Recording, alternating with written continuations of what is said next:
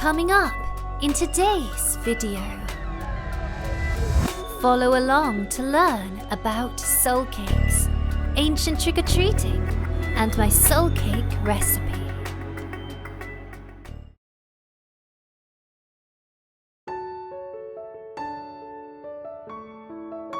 Samhain is coming. Winter is almost upon us. As the dark half of the year draws near and the veil of the spirit world thins, we prepare for our Samhain family gathering as the spirits of all our dearly departed return to join us here, their earthly home. Today, in preparation, I will be baking soul cakes, both to leave as an offering on our ancestral altar and also to enjoy with family and friends.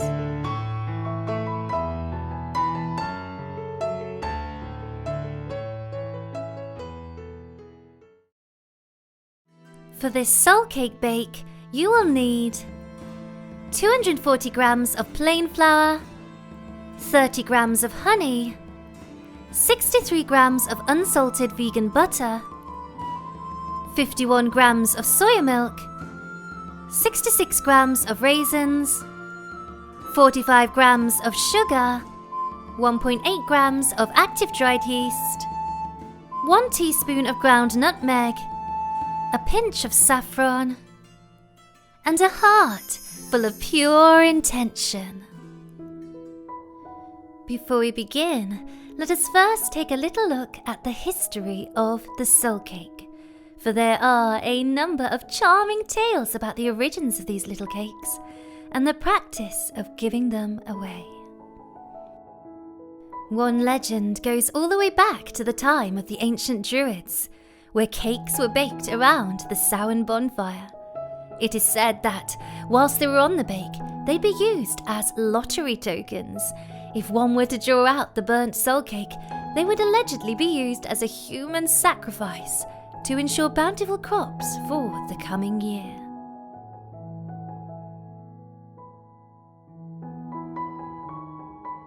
In other tales, the cakes were used as offerings to pacify any angry spirits at Samhain who might be wandering around as the veil of the spirit world grew thin. By the 18th century, though, the Christian church would bake, consecrate, and bless cakes they called souls, which they'd give to poor travellers who approached the local monastery around All Souls' Eve. In return, these travellers would say prayers on behalf of the dead relatives of the givers. At the time, it was believed that these prayers would assist the departed souls in purgatory to move on to heaven. Thus, the soul cakes were intended to represent a spirit being freed from purgatory when eaten. One soul could be saved per cake. In some places, soul papers would also be given along with the cakes. These would have prayer requests written on them for living and dead family members. In other places, the cakes were given to wandering mummers, costumed entertainers, who went around houses singing and entertaining at Hallowtide, October 31st through to November 2nd. When visiting houses, they'd receive soul cakes, either as representatives of the dead or in return for praying for their souls.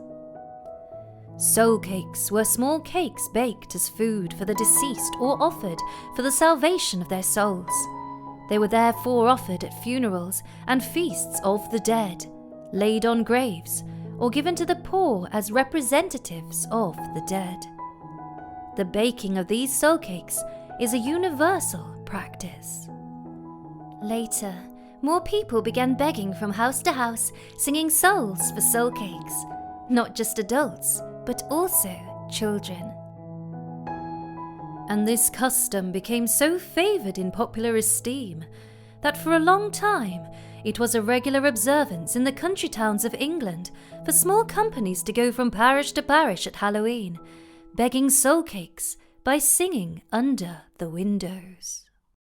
A soul cake, please good missus, a soul cake. An apple, a pear, a plum, a cherry, any good thing to to make it so merry. 1 for Peter, 2 for Paul, 3 for him who made us all.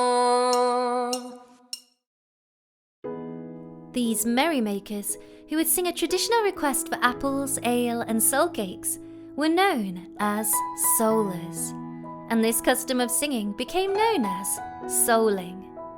This English tradition was recorded in many parts of Britain, and the souling songs were said to have been sung in a lamenting tone during the 1800s. William Shakespeare also mentions the practice in his comedy, The Two Gentlemen of Verona, when Speed accuses his master of pulling like a beggar at Hallowmas. The tradition of souling was chiefly known in northern and western England. For instance, in Shropshire, All Souls' Day was also known as Souling Day. According to Richard Brown, souling was performed in Birmingham and parts of the West Midlands. And according to Michael Raven, the tradition was also kept in parts of the Black Country. Soul cakes always formed a key part of these souling traditions throughout England, though in some places they were known by different names. In Staffordshire, the cakes were also called Soulmass or Somers cakes, and in Lancashire, they were known as Harcakes. Today's trick-or-treaters follow the traditions of these mummers and soulers, and so soul cakes could very well be the original sweet treaty for ancient trick-or-treaters.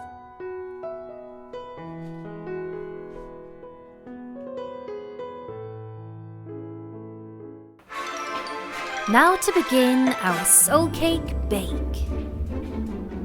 First, I prepared my saffron. For this, I added a pinch of the herb into a small cup and steeped it in 3 teaspoons of water.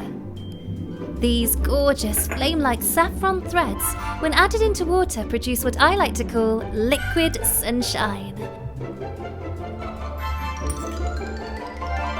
I absolutely love yellow, and this herb mixture is a lovely addition to honour the dying sun at this time.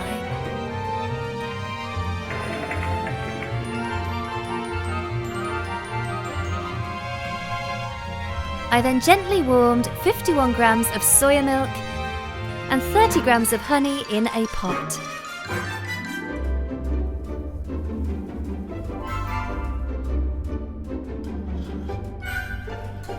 After a good stir, I poured this into a bowl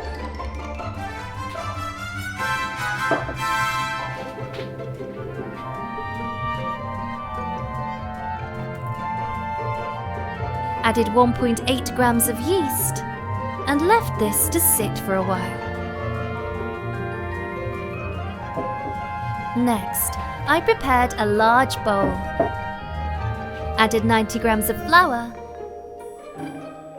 1 teaspoon of nutmeg, 45 grams of sugar. I then added in the soya honey mix and gave it a good stir.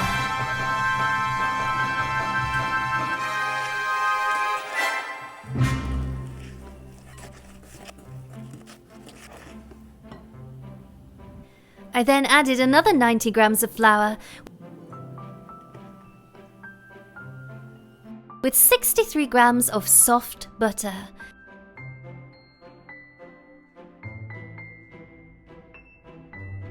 And yet again gave it a good stir.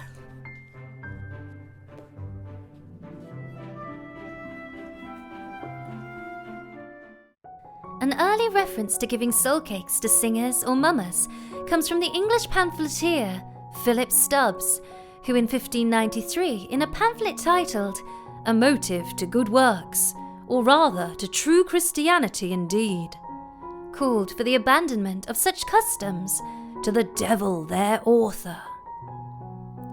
To give soul cakes, or rather fool cakes against All Souls' Day, for the redemption of all Christian souls, as they blasphemously speak.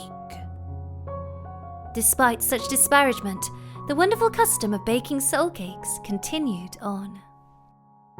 Lady Elinor Fettiplace recorded a recipe for soul cakes in a leather-bound manuscript book of receipts, which she dated 1604. Books of this nature were often kept by ladies of the Elizabethan era, who would use them to record details of meals, medical remedies, and tips for running the household. Though they were common practice, very few manuscripts of this type have survived to this day. Luckily for us, Elinor Fettiplace's fascinating book was passed down through the generations until it was given to the husband of Hilary Spurling.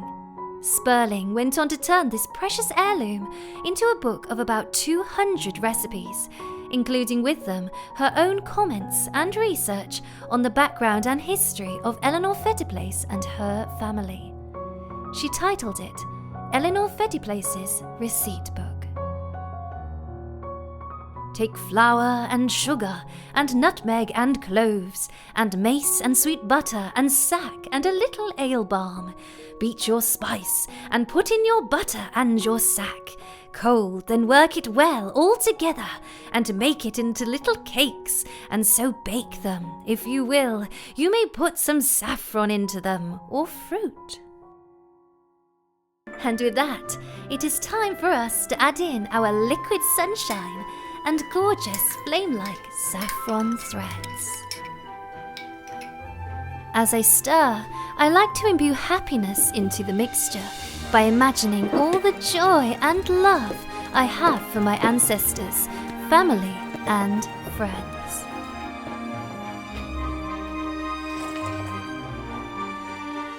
I then stir in 60 grams of raisins,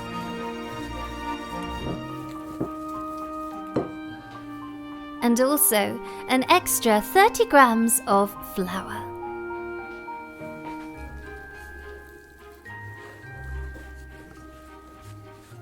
It's now time to knead the dough, for which I use another 30 grams of flour. Here I like to add in any specific intentions I have for this particular batch of soul cakes.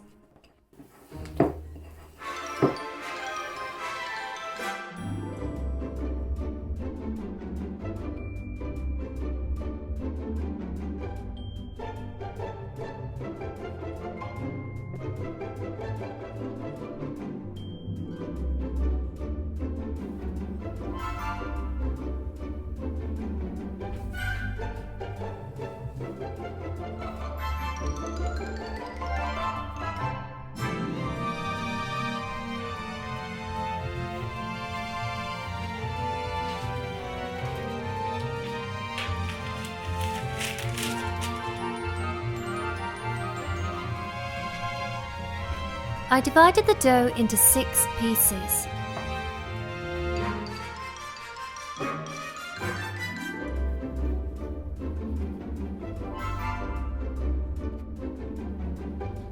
Rolled them all into balls.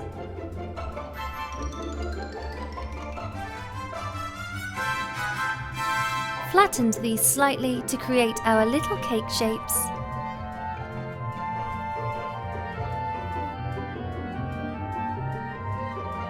Then use the dull edge of the knife to cut across into the top of each cake.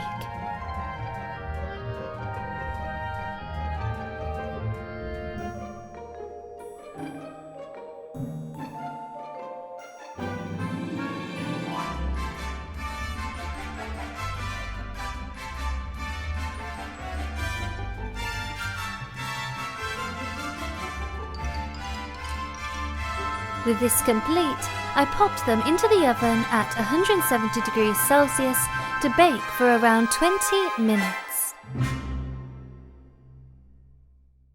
Soul cakes and souling customs vary from county to county, but souling practices always flourished best along the Welsh border. Unfortunately, even there the custom is rapidly dying out. Nevertheless, in hamlets of Shropshire and Cheshire, in parts of the Midlands and Lancashire, one sometimes still hears the soulers chanting old rhymes such as "Soul, soul for an apple or two. If you have no apples, pears will do. If you have no pears, money will do. If you have no money, God bless you." In some parts of Great Britain, soulers still circulate with a hobby horse and beg for soul cakes. If one gets the chance, it's always a lovely custom to participate in or witness.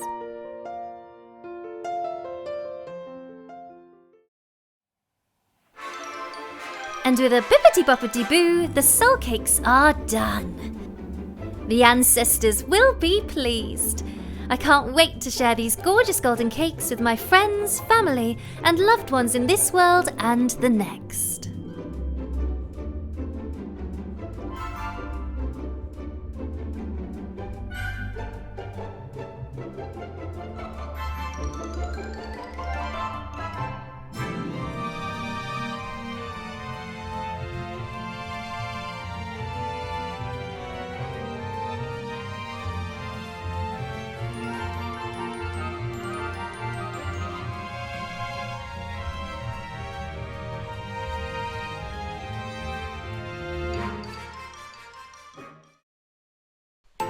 Thank you for joining along with me on today's journey.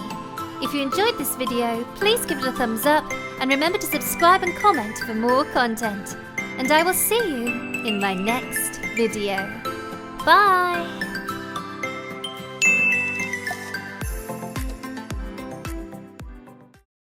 Samhain, Samhain, we honor all our kin. We honor those who've gone before as the great world turns again. Samhain, Samhain, we honor all our kin. We honor those who've gone before as the great wheel turns again.